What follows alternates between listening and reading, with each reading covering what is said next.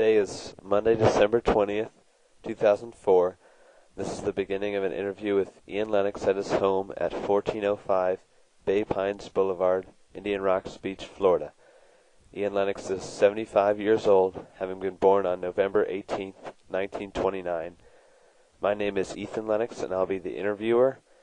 Ian Lennox is my grandfather, my father's father. Grammy, could you state for the recording what war and branch of service you served in? Yes, I served in the Korean conflict. I was stationed in Germany. I served with the Army Intelligence 66 CIC in Germany, and I was stationed in Munich. My rank at that time was an enlisted man of a private first class. Okay. Were you drafted or did you enlist? I was drafted. And where were you living at the time?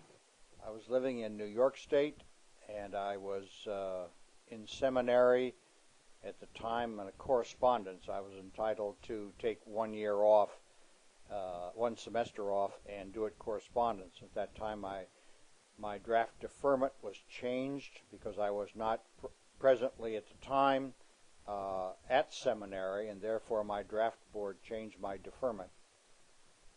Okay. Do you recall your first days in service?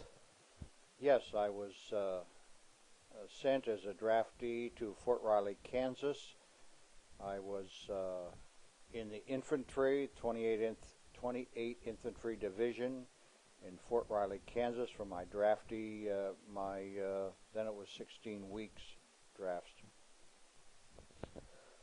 Tell me some boot camp or training experiences that you had. Because it was, well, I went there, reported for duty in November, so the time spent there was primarily during the fall and winter in Kansas. Because we were in the Korean conflict, they had designed many of the training courses to resemble terrain and environmental features in Korea. And so as we did our training, it was very cold, similar to what one would find in Korea, and the topography was much like the same. It was good preparation for a hot war, so to speak, in the infantry. Do you remember some of your instructors?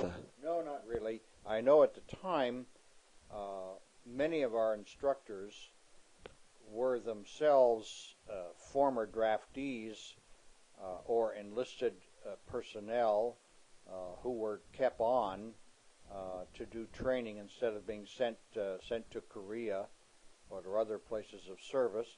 There were other instructors, of course, who were career enlisted people and some officers. But at that time, there was a great focus on getting, especially being in the infantry, getting trained and over into combat as soon as possible. So you were in the Korean conflict. Where exactly did you go during that time? At the end of my service, basic training, I was given the opportunity to either go to officers candidate school or into counterintelligence. I chose to go into counterintelligence, and so I left upon completion of my training there to Baltimore, Maryland, where I received training in the intelligence service for, I would say, probably 6 months.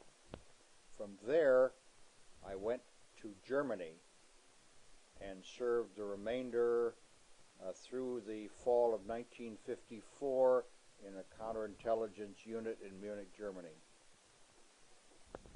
What was your job or assignment? My assignment at that was in the area of training, and I was responsible for working initially with a sergeant doing the in-service training of the men in the unit. There were no women at that time, just the men in the unit, And eventually,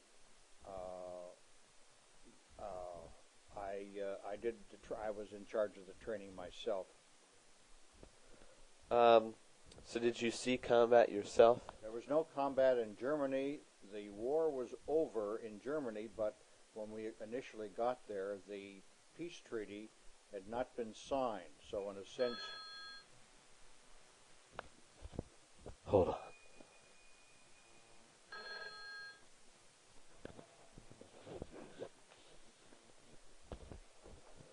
So you were in training the men in the peace treaty? Yes. At the time, the peace treaty had not been signed, so technically we were still at war with Germany. But it was a very peaceful situation. Germany was still a rather devastated country, but beginning to come back.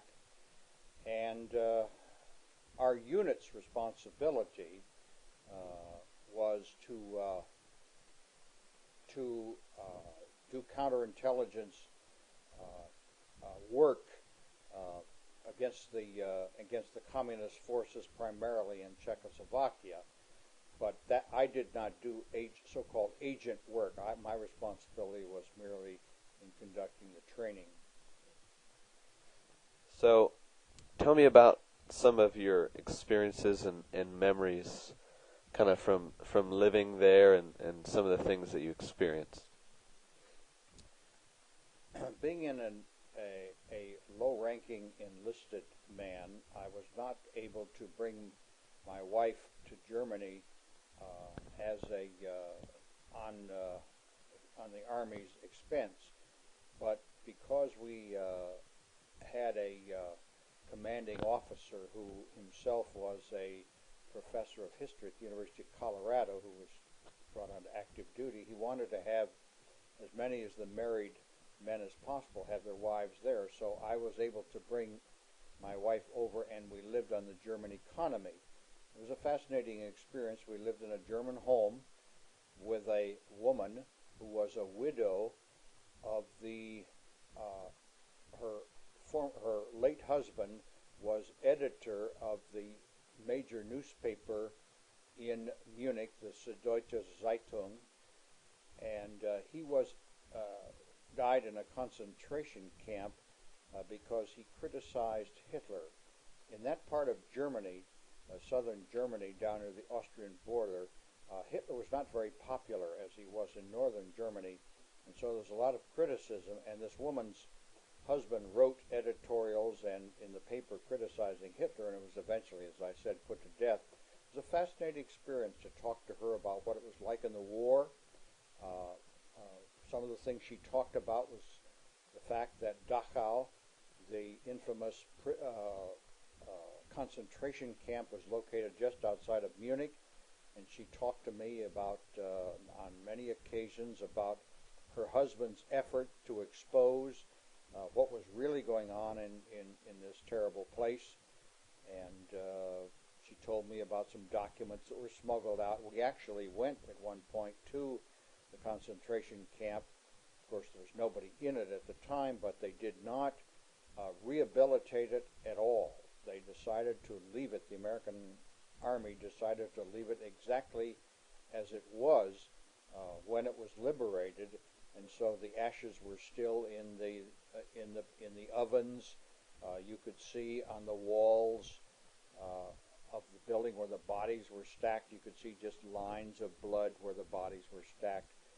And so we had a great opportunity to see what Germany was like after the war and talk to some of those German people who were not Nazis and who did not support the war effort. Wow.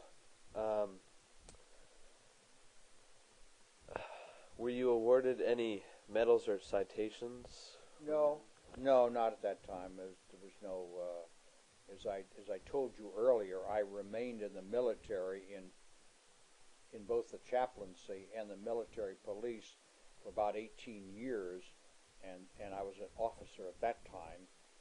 But no, I was not awarded, other than the usual medals recognizing your service overseas during a wartime situation. So your life in Germany, other than what you just told me. Any other memories or experiences?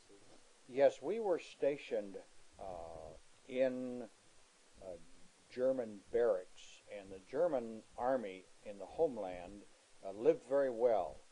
These were not typically the kind of barracks we have in the United States, wooden structures, not very substantial. In there, they were concrete, well-built, almost like the dormitories you would find on a college campus.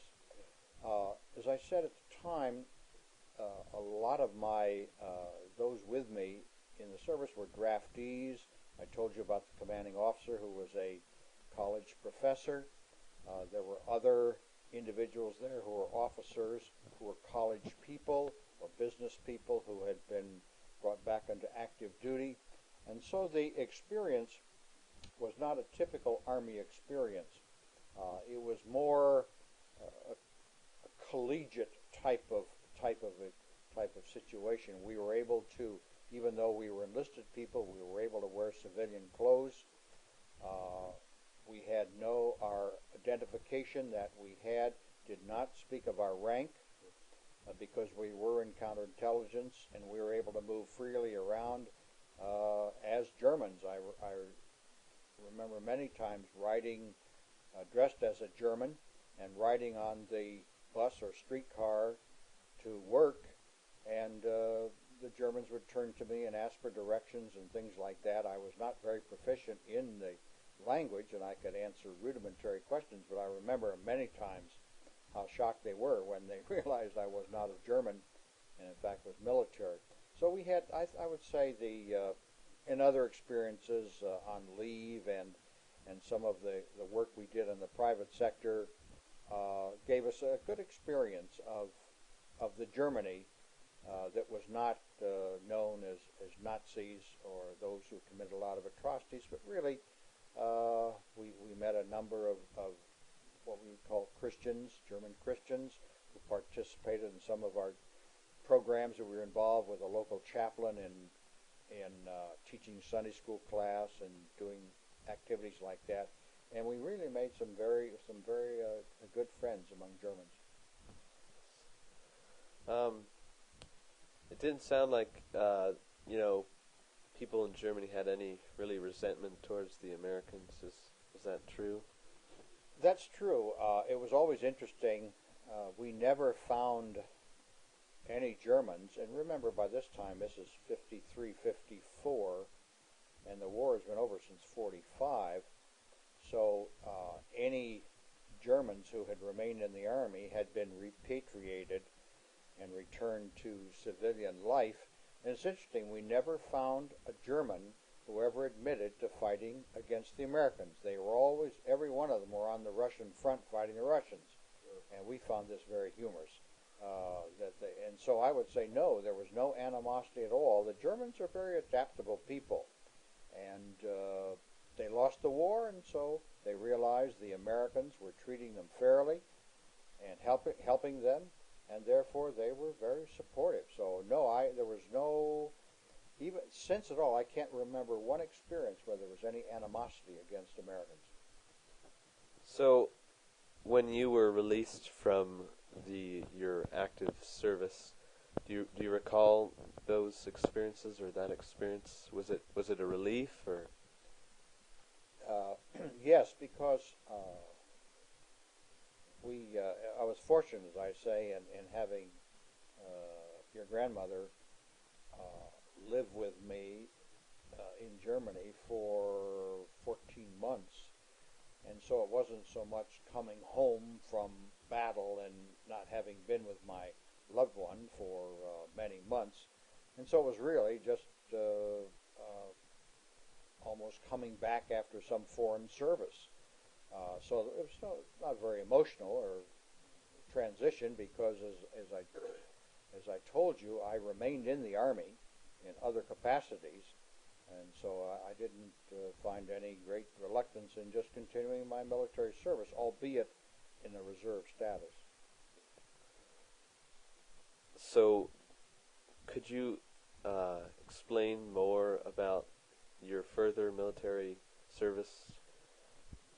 When I returned to the States, I decided to go to seminary and prepare for the ministry. After my completion of my second year in seminary, I had the opportunity to, actually I was out of the military for that brief period of time, and I had the opportunity to go into the chaplaincy, train for the Army chaplaincy, and so I accepted a commission as a second lieutenant, and then spent the summer of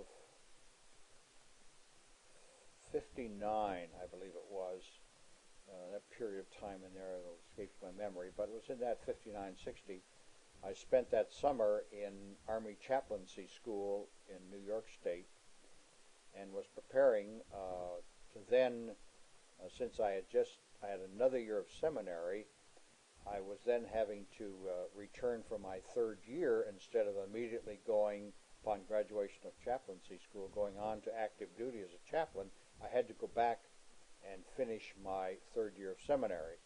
Well, to make a long story short, I was diverted from my seminary career by accepting a position as a visiting or an instructor at my alma mater, because they had a severe problem of replacing a professor who went on leave. And so that following year, I taught in the field of sociology, and then upon completion of that, instead of returning to seminary, I returned to the university, where I worked on, I got my master's degree and worked on a doctorate in the field of criminology. It was at that point, about 2 years had passed, and I had still maintained my commission in the military, but because of my work at the graduate level, I was able to transfer my MOS, which is military occupational specialty, from chaplaincy to military police.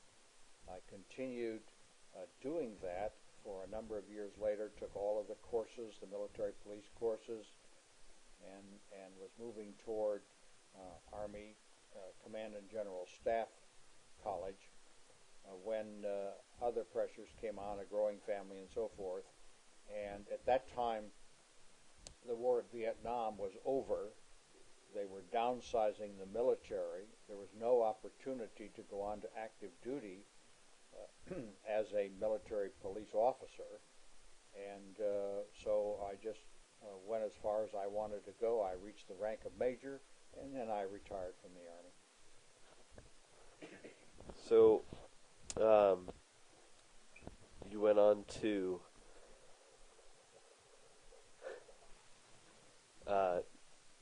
sounded like you applied some of the things that from the military to your career. Is that true? Yes. My career, upon getting a master's degree and at the University of Pennsylvania, I went into a career of in the criminal justice field, which included law enforcement and corrections and all of that. I was in that for 30 years, and so my training as a police officer in the military helped immeasurably in working with police department in Philadelphia, where I worked, and so it was very helpful what I learned in the military to get an understanding of what the civilian police officer does and the pressures they face and so forth. But it was a valuable. My training was very.